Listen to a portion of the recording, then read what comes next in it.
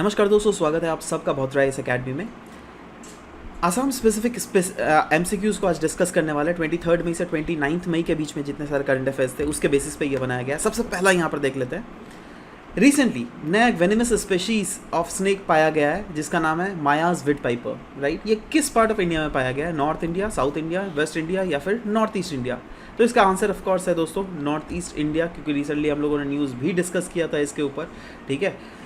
That पहली बार है that ऐसा इस रीजन में पाया गया। वैसे पहले इसको मेघालय में भी बेसिकली ऑब्जर्व वैसे किया गया था। Anyways next is consider the following statement regarding Wanchuwa festival. Wanchuwa festival के रिलेटेड न्यूज़ था।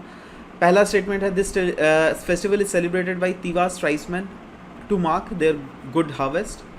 दूसरा the festival is celebrated in Assam only. देखो जहाँ पर भी ओनली हो जाता है बार बार सतर्क हो जाना, राइट। यहाँ पर भी ओनली ऑप्शन गलत है, ऐसा नहीं होगा, सिर्फ पहला ही ऑप्शन है दैट इज़ वन ओनली ही सही है यहाँ पर, ठीक है। क्योंकि डिफरेंट अदर पार्ट्स जहाँ पर तीवा ट्राइब्स पीपल रहते हैं वहाँ पर भी इसको सेलिब्रेट किया जाता है। Next consider the following statement regarding pangolins. Pangolins के बारे में दो स्टेटमेंट यहाँ पर दिए हुए हैं। The smuggling of pangolins scale is continuously increasing in Assam as well as all over India. Generic statement है तो बिल्कुल सही है, absolutely. All species of pangolin found in India are critically endangered. नहीं, ऐसी बात नहीं है। देखो दो स्पीशीज पाए जाते हैं, एक है इंडियन पेंगोलिन, एक है चाइनीज़ पेंगोलिन। चाइनीज़ पेंगोलिन जो है ना ये क्रिटिकली इंडेंजर्ड ज़रूर है, बट इंडियन पेंगोलिन की अगर बात करें यह क्रिटिकली इंडेंजर्ड नहीं है, या रादर ये इंडेंजर्ड है सिर्फ, ठीक है। सो पहला वाला सही है, दूसरा वाला गलत है। A only will be the correct answer है, ठीक है। हम लोगों ने डिस्कस भी किया था क्लासेस में। Next, recently the new species of old world monkey जिसका नाम है सीला मकाओ, उसको रिकॉर्ड किया गया है in which state of north eastern region. देखो इसमें मैं एक आपको हिंट अभी दे देना चाहता हूँ। सेला पास से ये रिलेटेड है तो आपको पता होना पड़ेगा सेला पास किधर है, राइट। इन चारों ऑप्शंस में सबसे प्रोबेबल आंसर जो है इसका ए है, अरुणाचल प्रदेश। क्योंकि अरुणाचल प्रदेश के अगर नॉर्थ तवांग रीजन में देख लीजिएगा, नॉर्थ वेस्टर्न रीजन में, वहाँ पे सेला पास, राइट। और वहीं पर इस ओल्ड वर्ल्ड मंकी जिसका नाम है सेला मकाओ यह पाया गया। बेसिकली सेला मकाओ नाम ही इस पर पड़ा है ना, या इस रीजन के ऊपर, क्योंकि यहाँ पे पास है ना, सेला पास है ना, उसी के ऊपर इस रीजन में, ठीक है। Anyways A will be the correct answer, that is Arunachal Pradesh. Next question, recently third edition of bongo Sagar exercise was recently held between India and which other country. बताइए बोंगो सागर इंडिया ने किसके साथ हेल्ड किया था? Myanmar, Indonesia, Sri Lanka या बांग्लादेश? इसका सही answer है बांग्लादेश। नाम से भी पता चला, बोंगो बंगाली, बोंगो बुंदू, याद आ रहा है?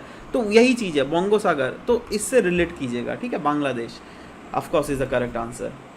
इसका थर्ड एडिशन बेसिकली कंडक्ट किया गया था इन पोर्ट मोंगला, जाके बांग्लादेश में है, जो कि ऑफकोर्स दोनों देश के इंटरऑपरेबिलिटी को कहीं ना कहीं बढ़ा रहा है। Next consider the following statement regarding purple revolution. Purple revolution के रिलेटेड दो स्टेटमेंट दिए गए। पहला है it symbolises the growth of lavender flowering plants. दूसरा है north east region accounts for maximum growth of lavender production in India. क्या ये सही है? नॉर्थ ईस्टर्न नहीं, ऐसा गलत है। इनफैक्ट नॉर्थ वाला पार्ट जो है ना, स्पेसिफिकली जम्मू कश्मीर वाला रीजन, वहाँ पर सबसे ज़्यादा लैवेंडर उगाया जाता है, ठीक है। सो अगेन ये वाला दूसरा वाला स्टेटमेंट गलत है, पहला वाला स्टेटमेंट करेक्ट है, that is one only will be the correct answer. Recently India का पहला लैवेंडर फेस्टिवल भी बांडेरवाल में बेसिकली सेलिब्रेट किया गया था। ऑफकोर्स जम्मू के डोडा डिस्ट्रिक्ट में ये पड़ता है, तो इसीलिए भी ये बहुत ज़्यादा न्यूज़ में था।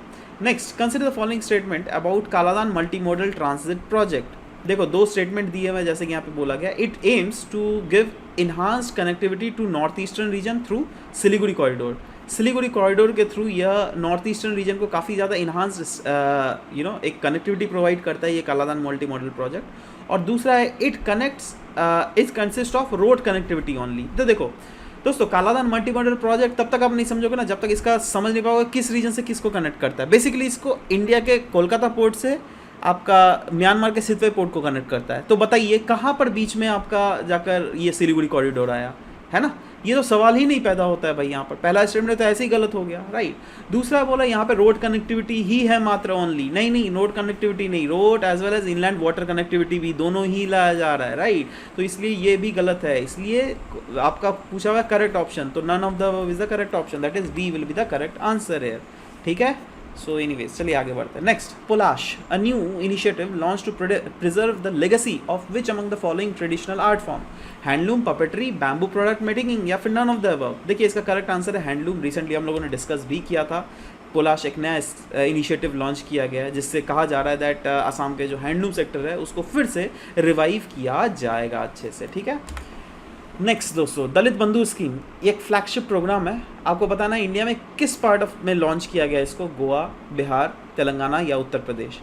तो सही आंसर है तेलंगाना। तेलंगाना में दलित बंधु स्कीम को लॉन्च किया गया था। रिसेंटली ये न्यूज़ भी काफ़ी ज़्यादा था, इसीलिए ये ऐसे तो पहले ही लॉन्च किया गया था, बट अभी जो इम्प्लीमेंटेशन है इसका लागू किया जा रहा है, ठीक है।